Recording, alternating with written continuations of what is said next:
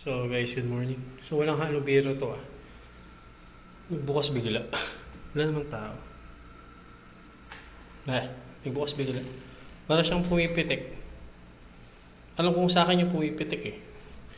Pero, pag bubuksan ko siya, dapat dito sa loob. Kasi, hindi ko siya mabubuksan sa labas. Kasi pag bubuksan ko siya, kailangan ng card. No? So, hindi ko alam paano siya nagbukas. Nandun ako nakatayo. Diyan. So, bilang narinig ko parang may tsak, tsak. Yung parang binubuksan yung pinto. So, silip ko muna dito. Kung may tao, wala naman tao. Tapos, bukas na to. So, yun. Hindi ko pala siguro nadak. Ewan ko. Baka malfunction ng pinto. Pero yan kasi makikita ko sa labas. Yan. Yun lang naman. Yung bukas. Buti nila nakaganto ako. Kasi mahirap na baka mamaya pa pumasok. So, ayun. So, next time siguro lalak mo na lang to. Hindi ko kasi nalak to eh. You know. Kaganyan lang siya. So, baka malfunction lang. Share ko lang. Ayun guys, nagaganto siya. So, ito kailangan ng card talaga. Yung card nasa bag ko. Nagaganon yung pinto. Hindi siya basta-basta ma-open. Kasi kailangan mo ng card. Diba? Wala lang, creepy lang. Pero baka malfunction lang dito. Pormahan natin. Laba-laba yung pants eh. Okay lang yan. Ayun, dito na ako sa lobby ng hotel. Ganda tong hotel eh. Parang puro sa hotel lang dito guys. Nga lang mahal daw. Kumpara mo sa city. Oo, ba't mahal dito eh? E probinsya naman. Ganun talaga. Pero 5:45 ako pinipick up dito. 5:40 na. 5 minutes na lang kaya bumaba na ako. So nagpaano na rin ako room cleaning kasi medyo may mga basura eh. Malinis naman yung malinis nga ba? Hindi, may mga basura kasi so baka mangamoy. So pinalinis ko na para pagbalik ko mamaya malinis na, diba? Ano kaya mangyayari ngayong araw? Hindi ko alam. Hindi ko rin alam. Ito na. Bali yan guys, share ko lang yung pagkain nila madam na binigyan nila ako. So, salamat sa inyo mga madam, salamat. Yan. Then yun lang, ganun lang dun guys, uyan na agad. Syempre di rin naman na makakapag-video sa work, kaya ayun. Pinakita ko na yung pagkain, tapos ayun, uyan na ulit and ayun lang, uyan na. So yun guys, half day lang ako today. Bali, 6 to 11:30 lang yung pasok ko. Naka-uwi ako dito sa bahay na around 11:45.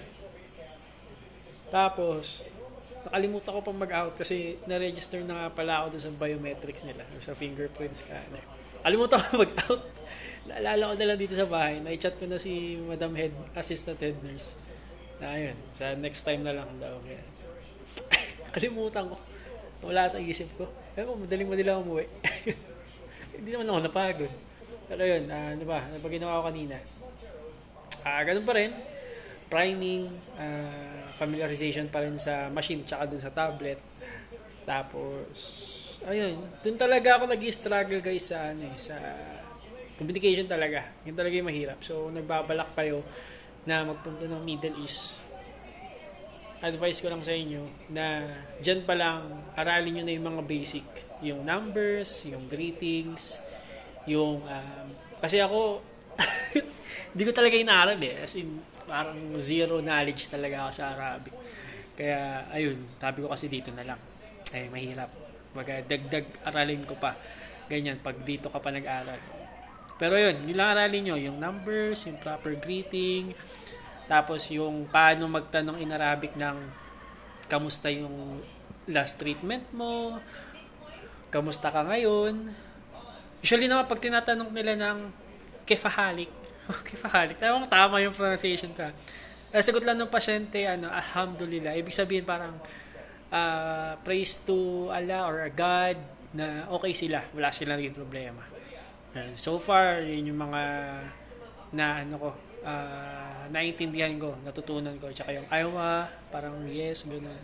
Aywa, la, hindi. Ganun. Or wala ata, la, hindi, la. Hindi ata, gano'n. Tapos, ano pa ba? Basta yun. Basta kung gusto nyo magpunta dito, advice ko lang, aralin nyo yung mga basic na yun, yung numbers. Kasi, kaya yung numbers, kasi sa amin sa dialysis, syempre, i-ano namin yung kung ilang liters yung hahatakin namin sa pasyente, kung ilan yung weight gain niya, kung ilan yung nabawas sa kanya, mga ganun. Kaya kailangan aralin talaga yung numbers. Yung numbers, medyo ano naman kasi parang paulit-ulit lang din. Nga lang, baliktad. Ngari, 31. Ganyan. Una mo parang babanggitin ata is 1 tapos 3. Ganun. So, medyo makakalito kasi babalik ta rin. Ganyan. Pero yun, dahil pa akong kailangan aralin. Day 2 pa lang naman. Bukas day 3. Sabi ni ma'am, dapat mabilis na ako sa pagpa-prime. Which is, okay naman na. Okay na ako sa priming. HD tsaka HDF. Okay naman na. Polishing na lang talaga. Minsan kasi nabablanko ko. Ganyan. Pero okay naman. Dahil pa tayong pagdadaanan, guys. Let's go! Amen, Lord! Please guide me always, Lord. Tapos nosebleed na ako dito, guys. Literal nosebleed ko napanood yung mga previous video. Tsaka nosebleed din sa English. Pero maganda dito, buti na lang. Sa Pilipinas pa lang, broken English na ako. Pagdating ko dito, English, how are you? Okay, let's go! Wala tayong naging problema sa English dito kasi broken English. So, parang belong ako dito, guys. Pero yun lang, ano pa ba? So ngayon, dito lang sa hotel. Pero this week, lilipat na rin ako doon sa accommodation nila, madam. So, para may makasama na rin ako kasi ang hirap pag mag-isa dito sa bahay. Wala kang makausap. Tapos yung TV dito, wala subtitle. Ganyan. Pero may English daw, ito English. Kaso parang ito lang nakita kong English. Hindi ko naman trip yung palabas. Celebrity car wash. Car wars. Kala ko car wash. Pero yun, ano ba? Kumain na ako. Yung burger na binili ko kahapon, tinira ko. Kasi plano ko breakfast. Yung ginawa ko na lang, nag-boil na lang ako ng egg, tapos oatmeal. Then, sabi ko, gagawin ko na lang lunch yung burger. So, ginawa ko yung lunch, yung burger, dalawa yung patty niya, or palaman niya, tapos may natira ako dito, parang mayonnaise, ganyan. May ako dito, tasty. So, ginawa ko, kumuha ko ng dalawang pares ng tasty. Tapos hinati ko yung palaman, di ba dalawa yung patty. Kinuha ko isa, hinati ko. Pinag-isa ko. Tapos pinahiran ko ng mayonnaise, ganyan. Di nakarami pa ako. Tapos dinagdagan ko ng dalawang itlog. Di busog. Diba? So yun lang. Kung gusto nyo dito mapunta sa Middle East, go lang. Kayang-kaya.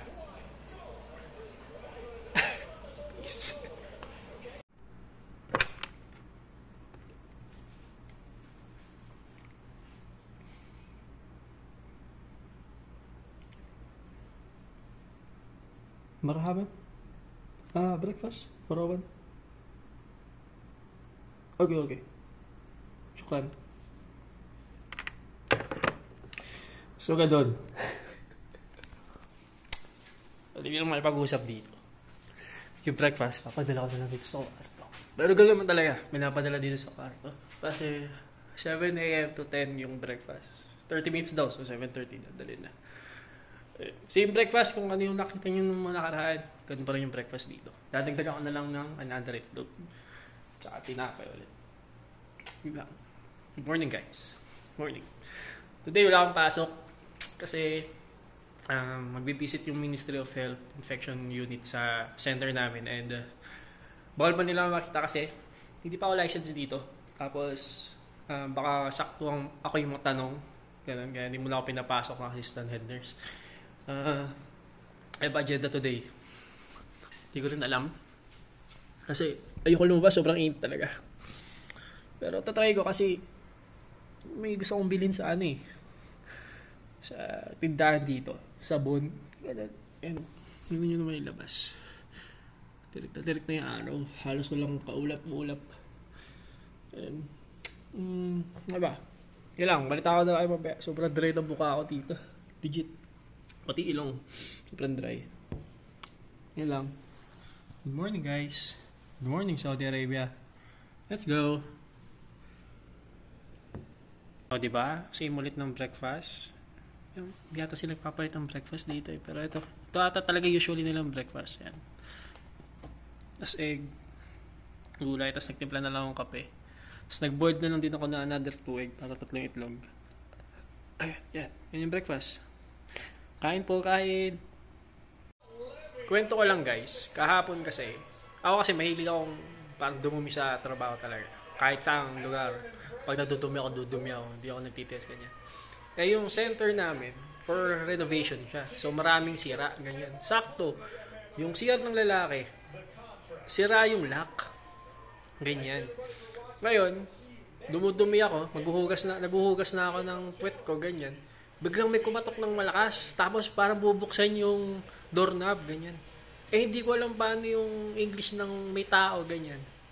Sabi ko na lang, parang na-blanco ako, sabi ko na lang, person! person.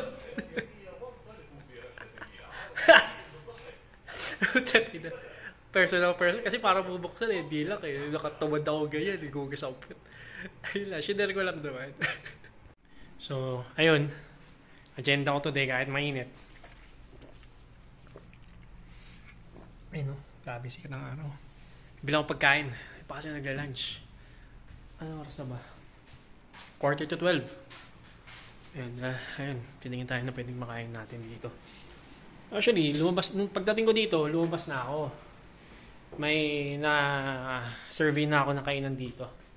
Yun nga lang, siyempre binibenta dito kabsa, ganyan. Kabsa, walang biryani dun eh. Pero yun, tatry ko ulit dun bumili. Kasi pwede ko ng lunch and dinner yun. Ano mo ng tubig kasi. Sobrang init sa labas. Tsaka, kapag kinaya ko yung init, bibila ko ng sabong panlaba. Lakas na lang sabong panlaba. Lalabang ko yung mga dry fit ko. Ito, pangalawang araw ko na suot to. Hindi naman namahaw. Weh. Pero yun, kailangan eh. Kailangan kong ulitin kasi konti lang yung dala ko. Tsaka dito sa hotel, walang washing machine. Inahiya naman ako magtanong kung may ano ba sila. Provided ng washing machine na pwedeng dalhin dito. Kasi dun sa kasabay ko, dinala siya ng washing machine sa kwarto niya. Eh dito kasi mukhang hindi eh. Kasi medyo social tong hotel eh.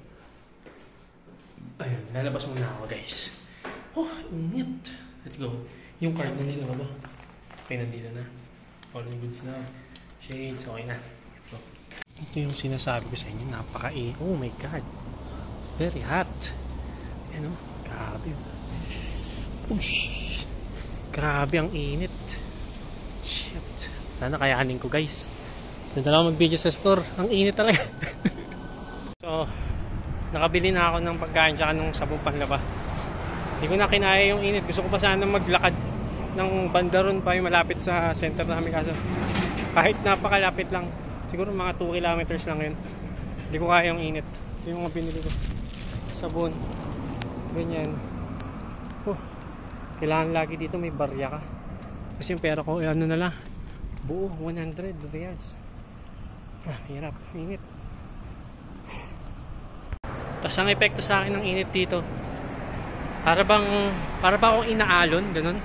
Yung taas pa ba yung pakiramdam ko.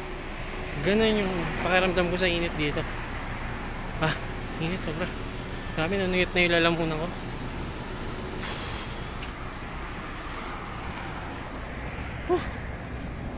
Hindi ka naman pagpapawisan dito eh. Mainit lang talaga. Mapli sa balat. Tapos naka-dry fit pa ako. Doble yung update.